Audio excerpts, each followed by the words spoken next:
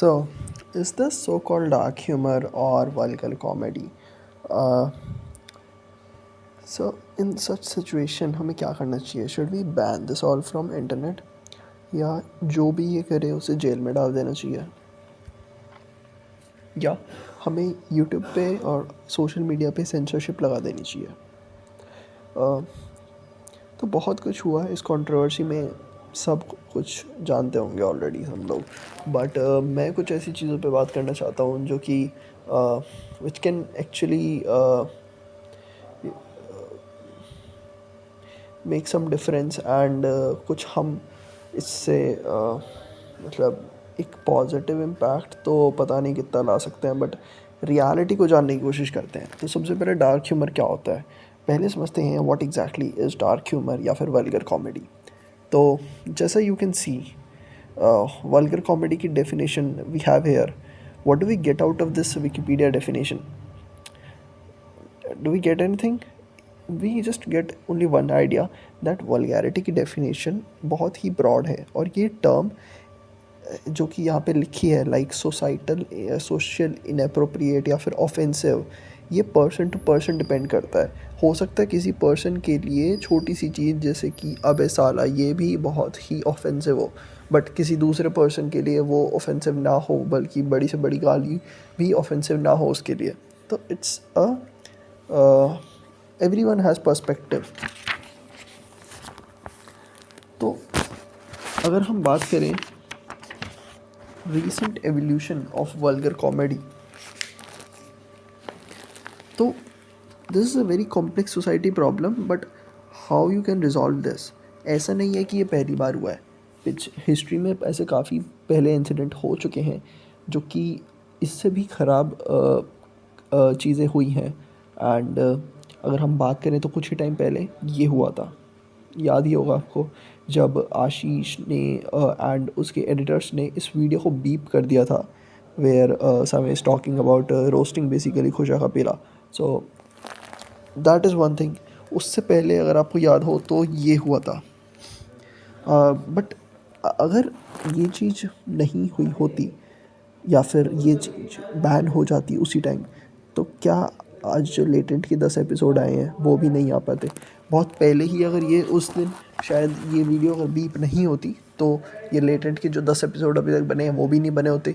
अब उससे पहले ही एक्शन हो चुका होता समय के अगेंस्ट, बट वो भी उससे पहले भी ऐसी चीज़ें हो चुकी हैं, लाइक ये याद ही होगा आपको मुनव्वर फारूकी।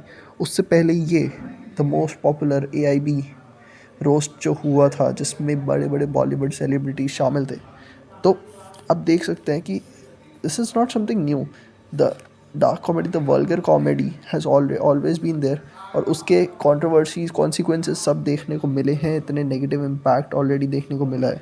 बट इन सब पे रेट करना, अगर आप इनको इन सबको रेट करना हो इन द ऑर्डर की which one is most worse than others, तो कुछ लोगों के लिए कहेंगे कि AIB सबसे ज़्यादा वल्गर था, कुछ लोग बोलेंगे कि समय का रोस्ट खुशा कपिला का वो ज़्यादा वल्गर था।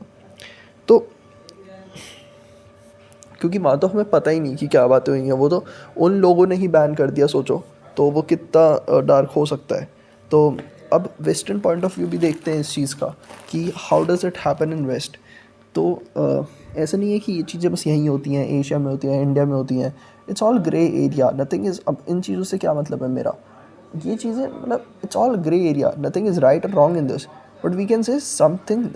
इस जो मैं इन चीज़ों को कह रहा हूँ, it means there is something that is very concerning for majority of population, for large number of people, and I think somewhere it stems from the like हमारे पेरेंट्स और एल्डर्स का जो एक फियर ऑलरेडी है India में ख़ास तौर से, कि आगे आने वाली जनरेशन में there is going to be so much negativity और वल्गैरिटी, जिसकी बात हम आगे वीडियो में करेंगे in the when we discuss Gen Z mentality, right. तो coming back to the topic कि वेस्टर्न पॉइंट ऑफ व्यू क्या है इन चीज़ों का और क्या वहाँ पे ऐसी चीज़ें होती हैं, तो याद होगा आपको कुछ ही टाइम पहले mat rife in November 2022 23 November 23 so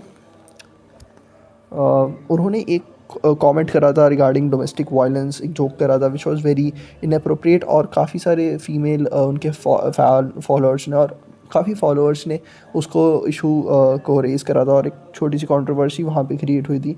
but why उसके बाद भी उन्होंने क्या करा, उन्होंने सोशल मीडिया पे उन्होंने जब उनके साथ उनको सोशल बैकलैश मिला तो उन्होंने क्या करा, उन्होंने मतलब मॉक करा दीज पीपल को by faking a mock apology, by making a mock apology on Instagram. So अब ये चीज़ें देखते हैं अबाउट सब ये. और अब एक और चीज़ अगर हम देखें regarding the west comedy scene, तो ये जो इतनी बड़ी कंट्रोवर्सी जिस कमेंट की वजह से हुई है रणवीर अलाहाबादिया के लिए, ठीक है, दिस एग्जैक्ट सेम जोक जो पहले जिसके लिए इतना बैकलैश हो रहा है, ये पहले it's you will be shock to know और maybe you know it already कि ये फर्स्टली पहले भी ये सेम जॉक हो चुका है. ये सेम जॉक काफ़ी मतलब पहले भी सोशल मीडिया पे अपलोड हो चुका है. And the second thing which will be more shocking that this is very famous kind of a joke, popular joke in the western comedy scene. तो अब यहाँ से हम we can not compare the western comedy scene and Indian comedy scene because वहाँ पे चीज़ें ही अलग हैं. वहाँ पे बहुत बड़े बड़े इंसिडेंट हो जाते हैं और कोई एक्शन नहीं होता है.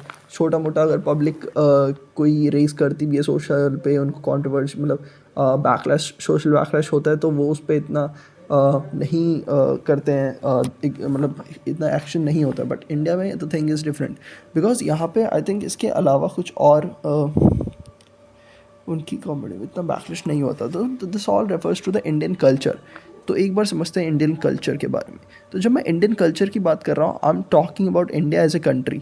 यहाँ पे मैं किसी भी स्पेसिफिक रिलीजन, रेस या फिर जेंडर को हम फोकस करके नहीं बोल रहा.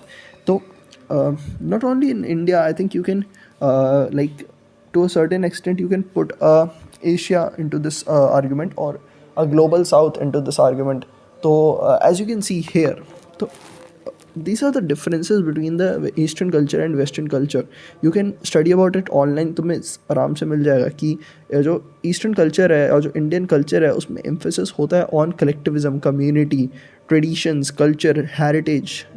These are very highly priority things in the Eastern culture.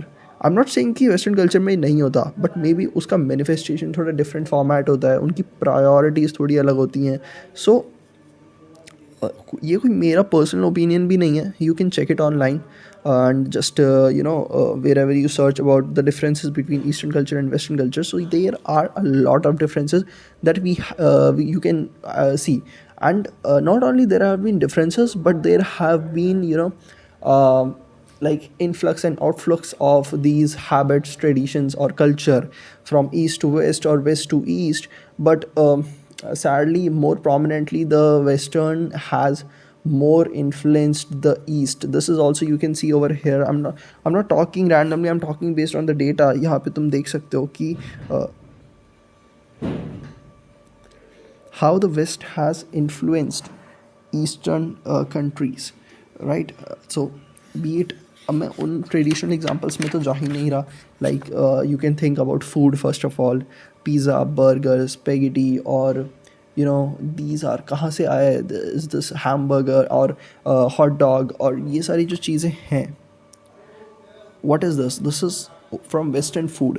The food is one thing, then fashion trends is another thing which you cannot deny about कि जो भी fashion trend वहाँ पे होता है that same gets copied to the Eastern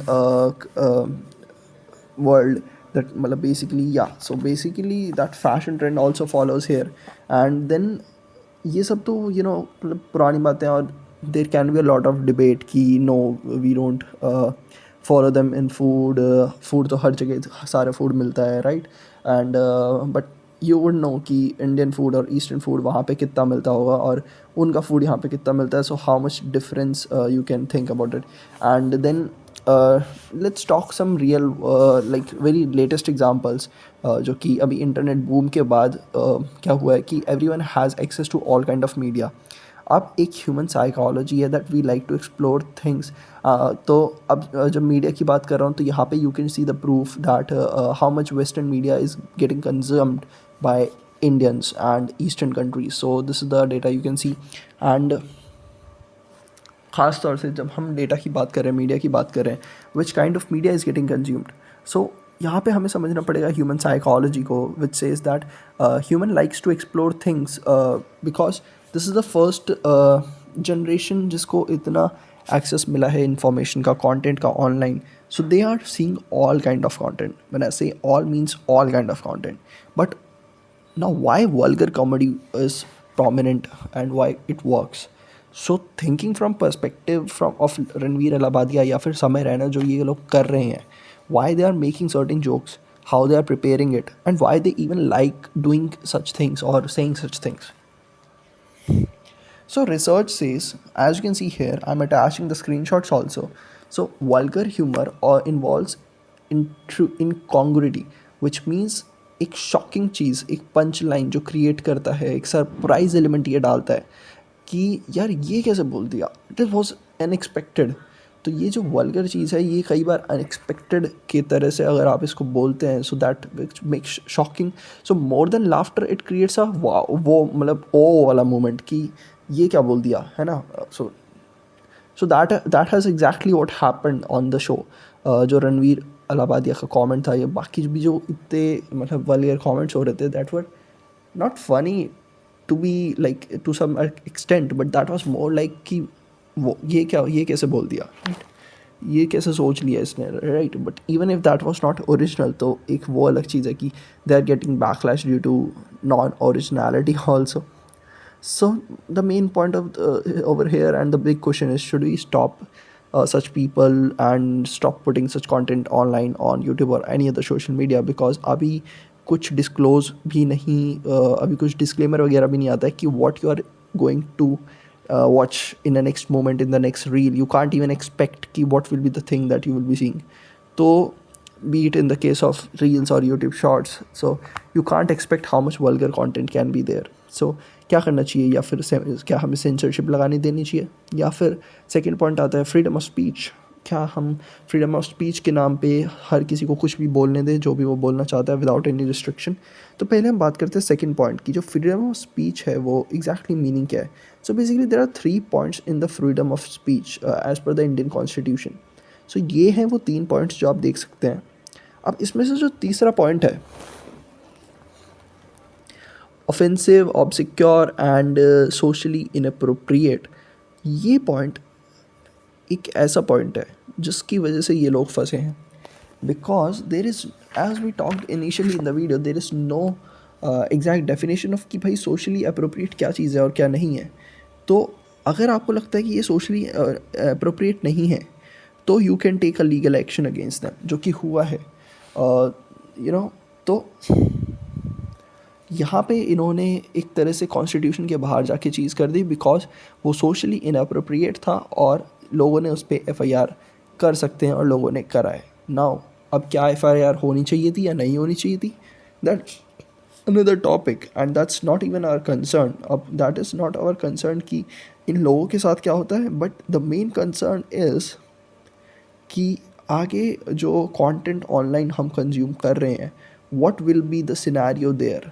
क्या censorship is the only solution, या फिर लोगों को हमें रिस्ट्रिक्ट नहीं करना चाहिए और हम ये मान के चल सकते हैं कि यार भले ही इंसान कुछ ऐसी चीज़ देख लेता है विच इज़ अनएक्सपेक्टेड और वेरी वल्गर और इनअप्रोप्रिएट, भले ही वो देखने ना गया हो, उसने जस्ट एक रील स्क्रॉल करी. बिकॉज मैं तो नहीं देखना चाहता था ना इंडियाज़ गॉट टैलेंट का वो क्लिप्स और वो जोक रणवीर अलाहाबादिया ने क्या जोक्स मारे, कैसे मारे, but that got into my feed because it was trending.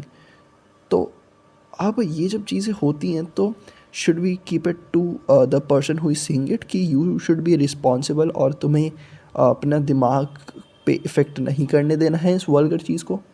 But research has been very straightforward about it कि दिमाग पे ऐसी चीज़ें क्यों इफ़ेक्ट करती हैं, वो रिसर्च में हमने बहुत ऑलरेडी स्टडी कर ही लिया है अभी, है ना. तो that is what we need to see from now. So yeah, I'm leaving you guys with a question and I hope you put the answer in the comment section. So there are हम काफ़ी deal में depth में हमने डीपिंग very depth में हम इस problem को समझ चुके हैं and we have came to the 2 points कि कैन वी जस्ट बिकॉज देखो the point over here is कि should it what if it reaches to us that the whole point of this FIR, this controversy, is to stop such vulgar things to reach to the common people. Her normal मतलब किसी ऐसे बंदे के पास वो vulgar चीज़ नहीं जाना चाहिए जो वो नहीं देखना चाहता, राइट? तो अब द पॉइंट इज़ कि मतलब या that is not the point, may be the main point is कि उस पर इफ़ेक्ट नहीं पड़ना चाहिए. तो क्या ये पॉइंट हम लोगों पे रख दें कि यार तुमने देख लिया, अब it's your responsibility to get not affected by it, और सेकेंडली कि हम देखने ही से ही तुम्हें रोक देंगे by putting censorship and all. So what's your comment? Let's put it down in the below in the comment section. Thank you guys for watching. See you. Have a good day. Bye.